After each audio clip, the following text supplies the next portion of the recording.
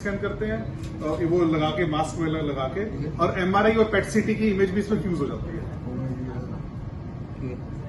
तो हर पेशेंट की सारी प्लानिंग जो है हम इसके ऊपर करते हैं। सर क्या चार्ज है यहाँ पे सीटी के?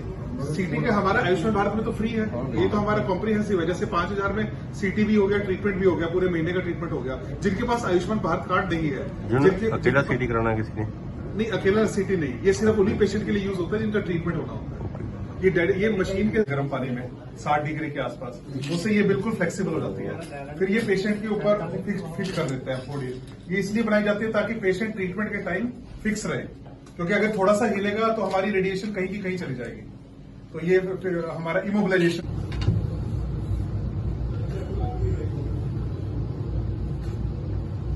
Department of radiation oncology, AIIMS Bathinda में।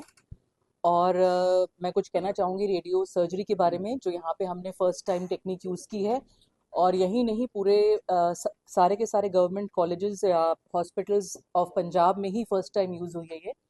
और यहाँ ये एक स्पेशलाइज्ड टेक्निक है जो कि मिनिमम से मिनिमम टाइम में ज़्यादा से ज़्यादा डोज और विदाउट यूजिंग एनी एनेस्थीसिया या any kind of complication patient के मैलिग्नेंट लीजन को ट्रीट करने में सक्षम है।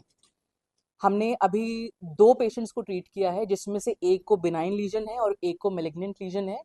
एक लेडी है, उनको हमने पिट्यूटरी एडिनोमा के लिए ट्रीट किया हुआ है। पिट्यूटरी एडिनोमा होता है जो हमारे दिमाग में एक छोटी सी ग्रंथि होती है, वहाँ पर ये चीज़ ट्यूमर की तरह बनने लगती है। हालांकि वो मैलिग्नेंट नहीं होती है, परंतु उसमें चांसेस होते हैं कि वो अपनी तरीके से एक हार्मोन प्रोड्यूस करने लगती है या फिर वो आसपास की चीज़ों को थोड़ा प्रेशर देने लगती है।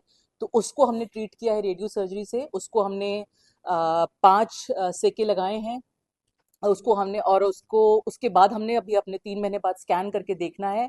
और पेशेंट ने 5 दिन जो उसके अपने ट्रीटमेंट ली है उसमें उन्हें बहुत अच्छी तरीके से फेयर किया है। किसी प्रकार का कॉम्प्लिकेशन नहीं आया, पेशेंट को एनेस्थीसिया की ज़रूरत नहीं पड़ी, कोई ब्लड लॉस नहीं हुआ, और पेशेंट पूरे टाइम कॉन्शियस रही। सबसे बड़ी बात है, कोई एनेस्थीसिया की ज़रूरत भी नहीं पड़ी है। तो एक तरीके से जो रेडियो सर्जरी न्यूरोलॉजिस्ट करते हैं या न्यूरोसर्जन करते हैं, वही चीज़ हमने अडेप्ट की है अपने डिपार्टमेंट में।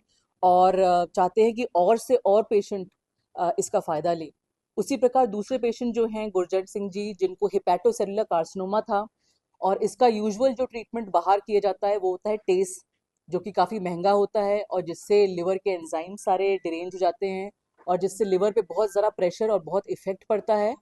और कोई सर्जन ही जो स्पेशलाइज्ड है वो कर सकता है। उसको हमने रेप्लिकेट किया है अपने यहाँ SBRT करने में, जिसे कहते हैं स्टीरियोटैक्टिक बॉडी रेडियोथेरेपी। उसको हमने अपनी रेडियोथेरेपी से ट्रीट किया है। और उसमें हमने उनको 4 दिन दिया है सेका, और छोड़ छोड़ के ऑल्टरनेट डे दिया है हमने। और उसमें भी पेशेंट ने 4 दिन, आपके सामने खुद बैठे हुए हैं पेशेंट, ये कितने कंफर्टेबल हैं, बिना किसी पेन के और बिना किसी ब्लड लॉस के, बिना किसी एनेस्थीसिया के। और पेशेंट ने, दोनों ही पेशेंट बहुत अच्छी तरीके से अपना पूरा ट्रीटमेंट कंप्लीट करके हमारे सामने बैठे हैं। और आगे रिजल्ट्स हम उनके MRI और स्कैन्स पे देखेंगे। तो यही आपको बताना था कि आप ये चीज़ों को, अवेयरनेस को अधिक से अधिक पेशेंट्स को दें ताकि वो इस चीज़ का लाभ उठा सकें। मैम किस तरह की बीमारियों के अंदर ये मतलब ये कोई भी मेलिग्नेंट बीमारी हो या मेट्स हो या इवन छोटी बिनाइन लीजन्स हो, जैसे कि कभी आपके यहाँ पे हिमैंजियोमा हो जाता है, ब्रेन में आर्टरीज में क्लॉट हो जाते हैं, या फिर ट्राइजेमिनल गैंग्लियोमा होता है या ट्राइजेमिनल न्यूरल्जिया होता है, जो पेन्स होते हैं। इन सब चीज़ों के लिए ये चीज़ें बनाई गई हैं। छोटी चीज़ों पे जो हम ज़्यादा फोकस कर सकते हैं और ज़्यादा डोज दे के जिनका इलाज किया जा सकता है, ये उन चीज़ों में बहुत कारगर सिद्ध हुई है, क्योंकि इसमें सर्जरी नहीं लगती और इसमें हम वाइटल स्ट्रक्चर से छेड़छाड़ नहीं कर सकते।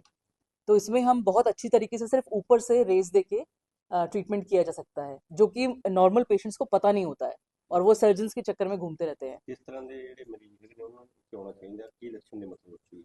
लक्षण मतलब बेसिकली उनको पता चल जाते हैं कि उनको इस टाइप की बीमारी है, कहीं पेन हो रहा है या कहीं छोटी गांठ हो रही हो, या उनको बताया गया हो कि उनको सर्जरी की ज़रूरत पड़ेगी क्योंकि बीमारी फैली है, या 2 से 3 लीजन है उनको, मतलब गांठें हैं जिगर में या लंग्स में हैं, और छोटी हैं लेकिन 3 या 4 सेंटीमीटर से कम है, 3-4 सेंटीमीटर तक है, मैक्सिमम 5 सेंटीमीटर तक। और यदि उनको कहीं बोला गया है कि आपको दवाई चलेगी महंगी से महंगी, तो वो आ सकते हैं। ਜਿਵੇਂ ਮੈਮ ਪੇਸ਼ੈਂਟ ਇੱਥੋਂ ਬੀਕਾਨੇਰ ਜਾਂਦੀ ਸੀ ਇਲਾਜ ਕਰਵਾਉਣ ਲਈ, ਉਹ ਪੇਸ਼ੈਂਟਾਂ ਨੂੰ ਇੱਥੇ ਕਿਸ ਆਈ ਹੁੰਦੀ ਹੈ? बिल्कुल, ये हमारे पास लौट ही रहे हैं बीकानेर के बीकानेर में सुविधा है।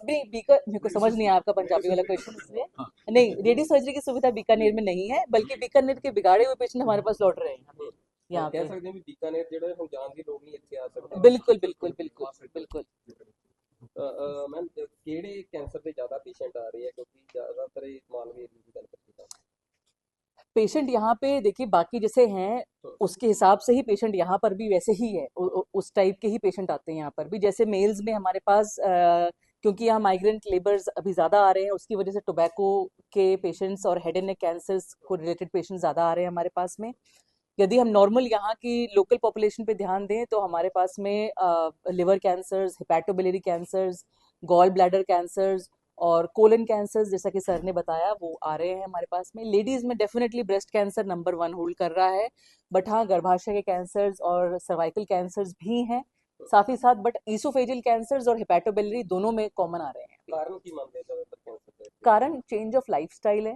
एक तो बिल्कुल बदल चुकी है लाइफस्टाइल दूसरा सिडेंटरी अगेन लाइफस्टाइल पर ही डिपेंड करता है खाने पीने में जो आपका अंतर आया है अभी वो और कुछ हद तक कहेंगे कि जो आपका पानी का लेवल और सॉइल का जो चेंजेस है वो कह सकते हैं